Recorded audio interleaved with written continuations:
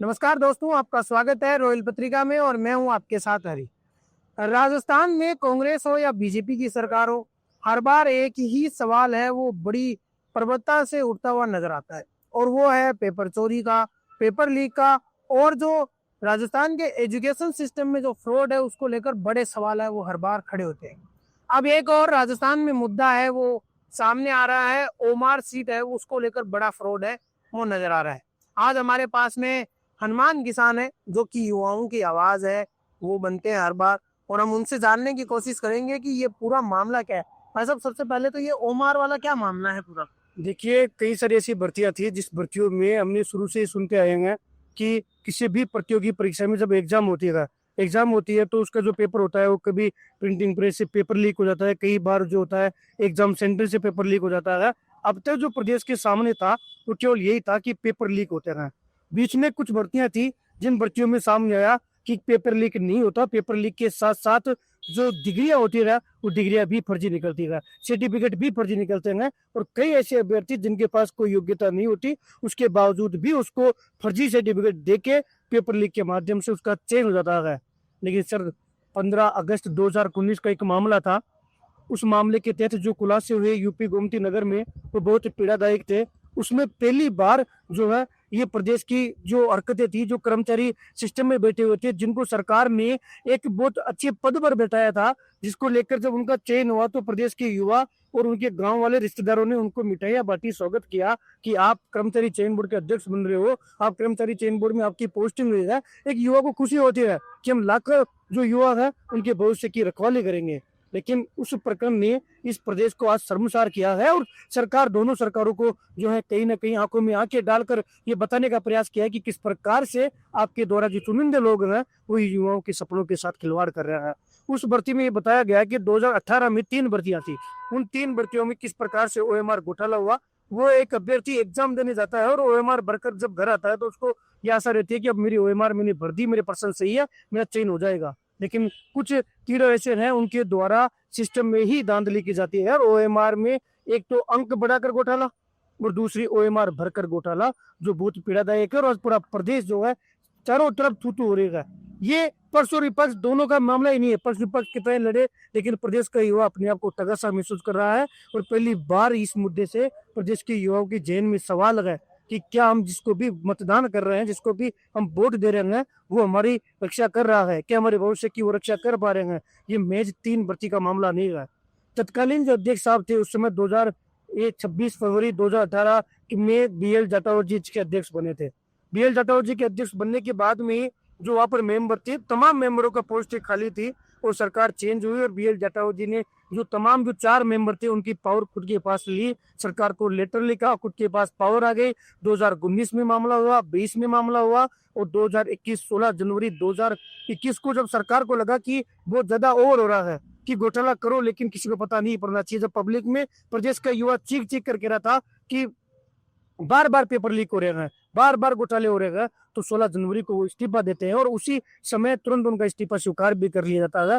और 16 जनवरी 2021 से 29 जनवरी 2021 के बीच में कर्मचारी चयन बोर्ड में ना तो मेंबर था और ना अध्यक्ष था, केवल दुकान दुकान रह गई थी। दुकान पे गले पे कौन बैठेगा, कोई नहीं था।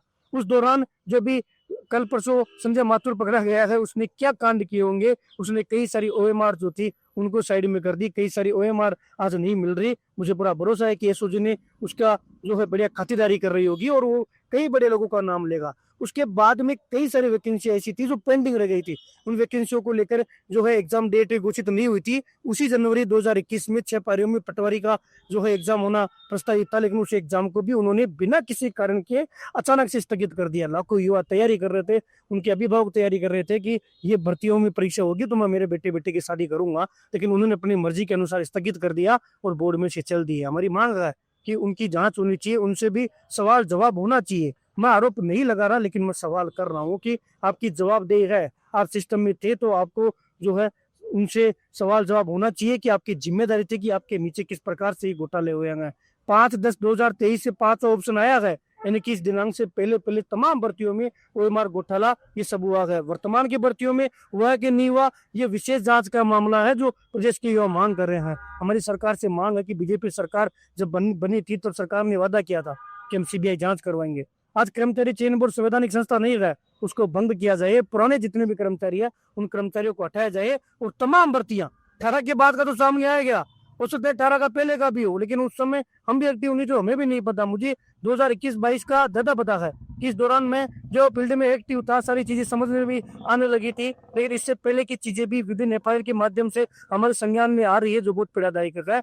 तमाम कर्मचारियों को तुरंत प्रभाव से हटाया जाए, कर्मचारी चयन बोर्ड को भंग किया जाए और जो नए प्रतिष्ठित लोग हैं, जो ईमानदार लोग हैं, उनमें भी कई प्रकार की शर्तों के साथ उनका बोर्ड में प्रतिस्थापित किया जाए और युवाओं के भविष्य की रखवाली करने का काम करे, चाहे पक्ष हो चाहे विपक्ष हो। क्या इतना आसान है ओमार सर को बदलना या ओमार में कुछ नंबर बढ़ा देना? क्या इससे जो ऊपर बैठे लोग हैं उनको पता नहीं चलता? क्या कोई नीचे का आदमी है, कोई है उसको देखने वाला है, उसको पता नहीं चलता?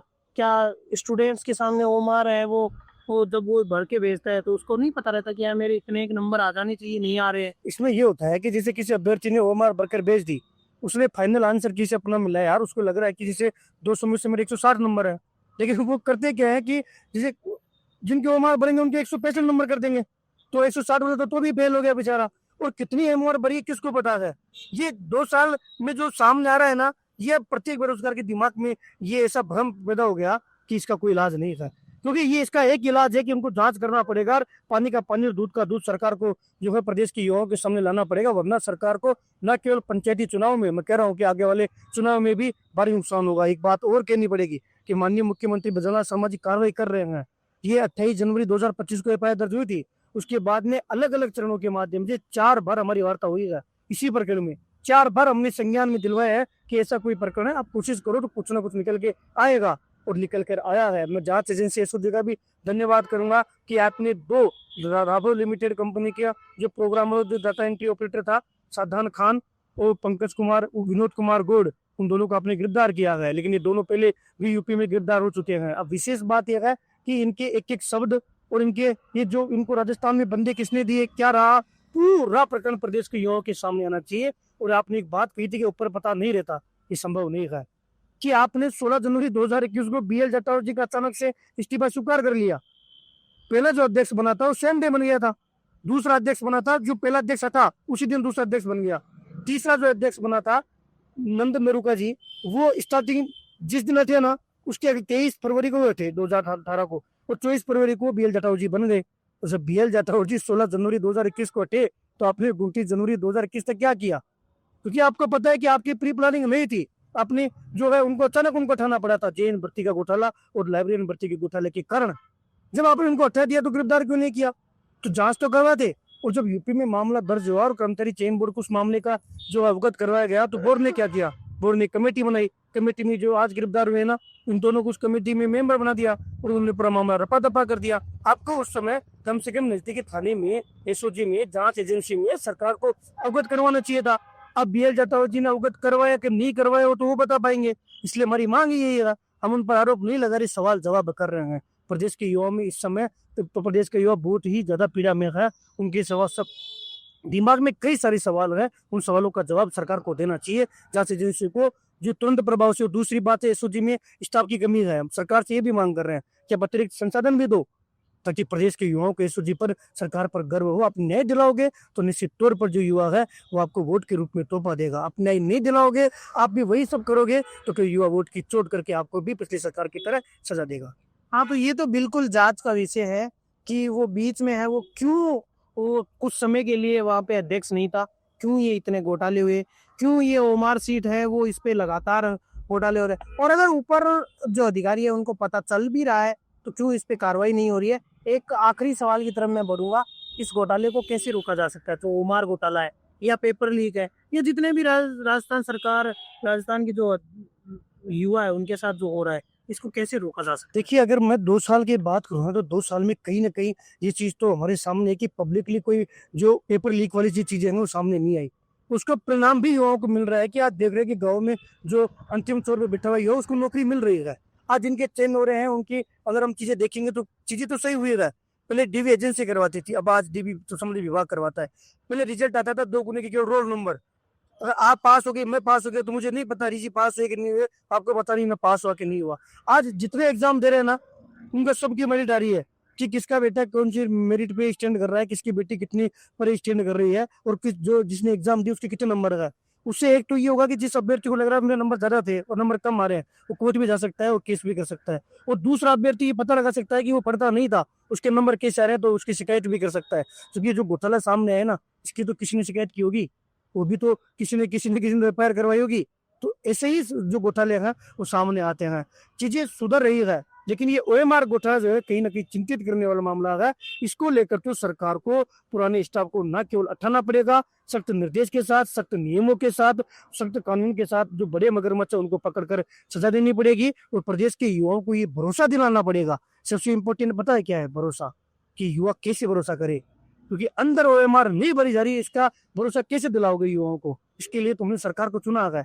सरकार का सबसे महत्वपूर्ण काम ये रह गया कि आप इन प्रदेश के युवाओं को ये भरोसा दिलाओ कि किन किन भर्तियों में हुआ, किन में नहीं हुआ, और आगे नहीं होगा, ये आपको भरोसा दिलाना पड़ेगा। आपने भरोसा दिलाया तो ये युवा भी, युवाओं पर आप पूरा भरोसा करो, युवा आपके को वोट की जो है के रूप में तोहफा देंगे। नहीं भरोसा दिलवाया तो ये युवा तैयार है वोट की चोट करने के लिए एक बार फिर से। हाँ, तो यही है, यहाँ पे जांच का विषय तो है ही। और इसके अलावा ओमार सीट में क्यों गड़बड़ियां हो रही है वो सारा निस्तारण किया जाना चाहिए, और कोई अलग योजना भी लेके आनी चाहिए। जैसे ऑनलाइन एग्जाम्स करवा रहे हो, उसमें भी आपको है वो थोड़ा सा सुधार होना चाहिए। कई राजस्थान में है वो ऐसे भर्तियां नजर आती है जिसमें कई घोटाले हुए। लेकिन अब सवाल सिर्फ एक यहाँ पे खड़ा रह जाता है कि ये घोटाले हो क्यों रहे हैं, और ये कब तक रुक जाएंगे, कब तक युवाओं के साथ न्याय हो जाएगा? क्या युवा सिर्फ सरकार चुनने के लिए है? क्या उनको नौकरी का अधिकार नहीं है? तो ऐसी ही खबरें हैं वो देखने के लिए देखते रहिए रोल पत्रिका। मैं कैमरामैन जावेद के साथ हरी, जयपुर से। धन्यवाद।